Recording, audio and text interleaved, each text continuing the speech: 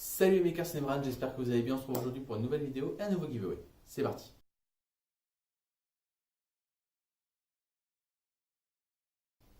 Alors, concernant les résultats du dernier giveaway, ils seront donnés dans une vidéo à part. Elle sortira à peu près en même temps que celle-là, donc n'hésitez pas à aller la voir. Et si jamais elle n'est pas encore sortie, les résultats sont disponibles directement sur la page du giveaway. Bien, commençons. Donc, pour aujourd'hui, j'ai décidé de ne pas trop me prendre la tête. Je vous explique. Normalement, quand je fais un giveaway, j'essaie de trouver un objet qui répond à 3 critères. Le premier, il faut que ce soit imprimé en 3D. Jusque-là, normal. Ou découpé au laser, mais vous voyez le principe. Deuxième, il faut que ce soit utile. Pour vous montrer que l'impression 3D sert à quelque chose autre que d'imprimer des Pokémon. Voilà. Et troisième, enfin, il faut que ce soit divertissant, que ça a un intérêt particulier pour vous donner envie de participer et de découvrir le monde de l'impression 3D. Le problème, c'est que trouver un objet qui répond à ces 3 critères, c'est compliqué, voire même très compliqué parfois. Parce que bon, il faut se rendre à l'évidence, même si l'impression 3D en elle-même a pas mal d'applications, c'est à la base, surtout la technologie FDM, une technologie qui a été développée pour le prototypage rapide. Tester des pièces et des designs sur des projets avant de passer à une étape de fabrication qui ne requiert pas d'impression 3D généralement, ou pas de l'impression 3D type FDM. Parce que bon, même si ça arrive, même si on arrive parfois à trouver des pièces qui sont des produits finis, qui sont imprimés en 3D, la plupart du temps, l'impression 3D n'est qu'une intermédiaire. Et ça permet en fait juste de créer des moules ou ce genre de choses pour pouvoir créer après des pièces qui seront en plastique, en résine, en métal, en injection de plastique, ce genre de choses. Voilà. C'est rarement le produit fini est imprimé avec une imprimante de type FDM. Mais ça arrive, après tout. Du coup, je me suis dit, l'utilité, on s'en fiche. On va se concentrer sur les 2 autres critères et là, tout de suite, il y a beaucoup plus de possibilités. Et justement, je pense que je vous ai trouvé un petit modèle assez sympa. Je vous montre? C'est parti. Et oui, ça faisait longtemps que je ne vous avais pas fait un timelapse, alors je me suis dit que c'était l'occasion. Mais là, c'est pas tant pour vous montrer l'objet qui se fait imprimer que pour vous parler de l'imprimante que j'utilise. Comme vous pouvez le voir, il ne s'agit pas de mon Anycubic ou d'une des imprimantes que vous connaissez, mais de ma dernière acquisition, une DaVinci Junior 1.0 3 en 1 de la marque XYZ. C'est une imprimante un petit peu différente de ce que j'utilise d'habitude. C'est ce qu'on appelle une imprimante plug and play ou plug and print apparemment. C'est le genre de machine qui, quand on la sort du carton, on peut directement commencer à imprimer. Pas besoin d'assemblage supplémentaire ou quoi que ce soit. Alors normalement, je ne cours pas vraiment après ce genre de machine parce qu'elles sont très peu, voire pas du tout open source. Et c'est d'après moi un critère qui est quand même essentiel dans un domaine comme l'impression 3D. Mais bon, il en faut pour tous les goûts, comme on dit. Et puis c'est quand même intéressant de voir ce genre de machine. Bien, justement, parlons un petit peu de cette machine. Donc, c'est une imprimante de type FDM. Elle a un volume d'impression de 15 par 15 par 15 qui est à peu près similaire à celui de la Tronxy X1. Elle imprime du PLA et n'utilise que des cartouches de PLA de la marque XYZ. Elle ne peut pas utiliser des bobines de PLA d'une autre marque. Comme je vous l'ai dit, ce n'est pas open source. Il en va de même pour le firmware, qui est un firmware propriétaire, et les logiciels comme les slicers, qui sont également des logiciels développés par la marque XYZ. Alors, là, apparemment, pour les slicers, on peut quand même utiliser des logiciels tiers comme Cura, donc c'est un bon point. Elle ne peut imprimer que du PLA. Et là, ça n'a pas de plateau chauffant, donc l'ABS est hors de question. Et de toute façon, je ne suis pas sûr que ce soit dans les paramètres de la machine de pouvoir imprimer autre chose que du PLA. Elle est munie d'une buse de 0,4 mm. Elle peut donc imprimer de 0,1 à 0,4 mm de hauteur de couche. Bien que je ne recommande jamais d'imprimer du 0,4 avec une buse de 0,4. Mais ça fait partie des réglages sur les logiciels, donc j'en parle. Alors, si elle a attiré mon intérêt, c'est pas tant pour ses compétences en impression 3D, puisque comme vous avez pu le voir, elle est similaire à beaucoup de mes imprimantes. C'est parce que, comme je vous l'ai dit, c'est une imprimante 3 en 1. En plus d'imprimante 3D, elle a également une fonction de scanner 3D, ce qui est assez intéressant. Alors, c'est pas un scanner super développé, mais franchement, c'est plutôt sympa d'avoir ce genre de machine à la maison. Et elle peut également faire graveur laser. Alors là, par contre, la tête est fournie en option, c'est-à-dire qu'il faut l'acheter. Elle coûte plus cher que ce que j'ai payé la machine. Et de toute façon, au niveau laser, je suis déjà assez bien équipé. Donc, cette fonction ne m'intéresse pas. Mais bon, déjà, un scanner, c'est plutôt sympa. Et c'est fini. Bien, donc si vous voulez que je vous parle un petit peu plus en détail de cette machine, n'hésitez pas à me le faire savoir dans les commentaires. Je vous ferai une vidéo de présentation un peu plus poussée. Bien, donc maintenant, voyons un petit peu l'objet que j'ai imprimé aujourd'hui. Donc, il y a quelques semaines, quand j'ai reçu cette machine, l'une des premières choses que j'ai imprimées, c'est une arbalète à répétition qui tire des cure-dents.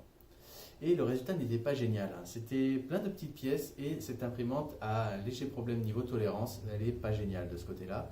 Et du coup, les pièces ne coulissaient pas entre elles, ça ne marchait pas super bien. Bon, c'est comme ça, c'est dommage, mais c'est comme ça.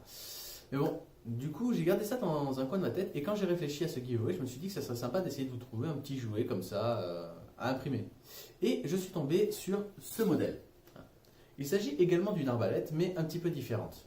La précédente, je vous mets le lien dans la description si ça vous intéresse, était en plein de pièces différentes qu'il fallait assembler. C'était un petit peu compliqué et il faut avoir une imprimante suffisamment précise pour imprimer ces pièces. Parce que certaines sont assez fines et demandent pas mal de précision.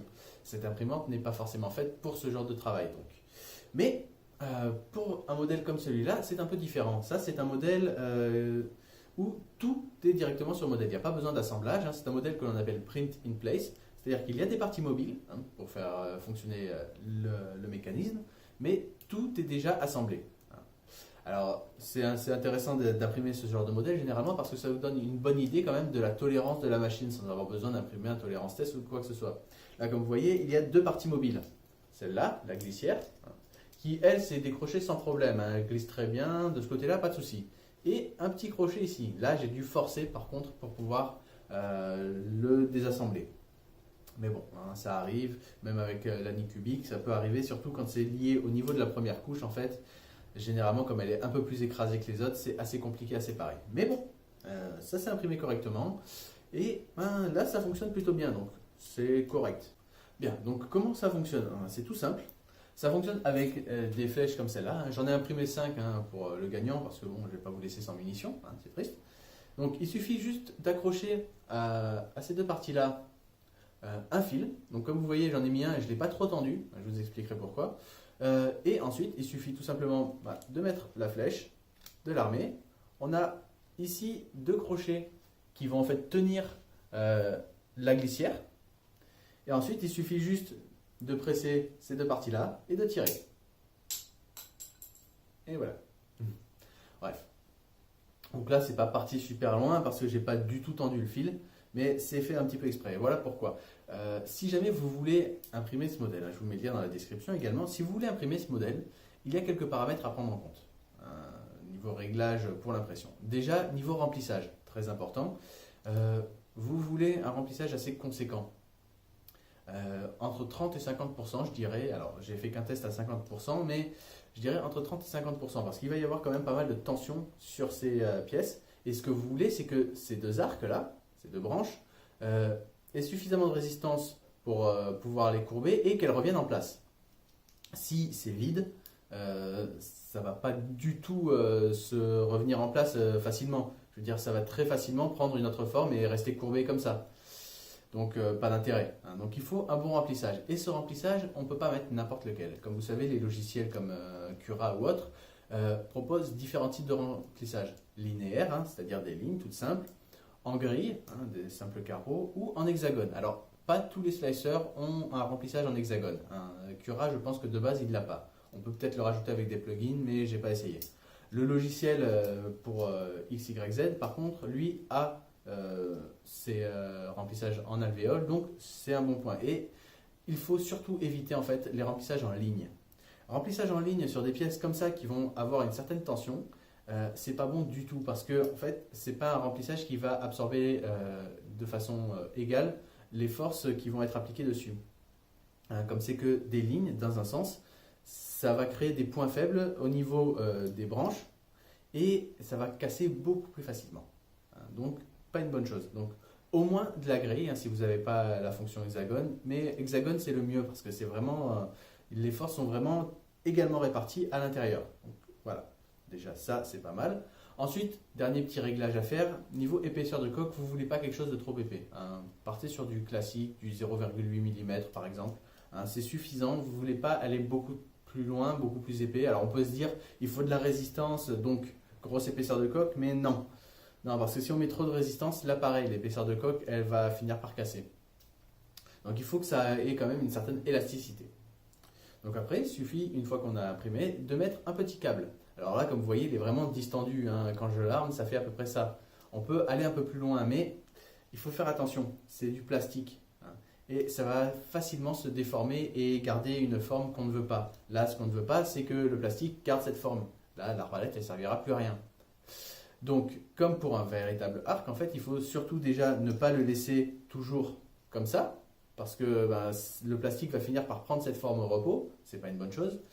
Et le mieux, c'est de ne pas trop le forcer non plus, parce que là, ça reste du plastique, comme je vous l'ai dit, et ça va se casser.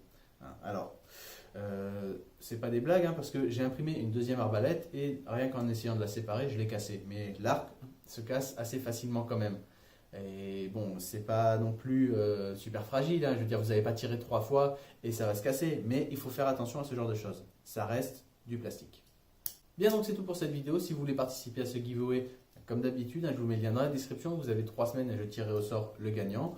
Et on repartira avec ça et 5 flèches que j'ai imprimées. C'est un jouet assez sympa quand même, c'est plutôt marrant. Je vais m'en refaire un et je vais essayer d'en imprimer avec mon Anycubic pour voir un petit peu les différences. Mais franchement, c'est plutôt pas mal, je trouve. Bien, donc comme d'habitude, je vous invite à réagir dans les commentaires si la vidéo vous a plu. N'hésitez pas à la partager, à mettre un pouce bleu, à vous abonner à la chaîne si ce n'est pas déjà fait. Et moi, je vous dis à très vite. Ciao!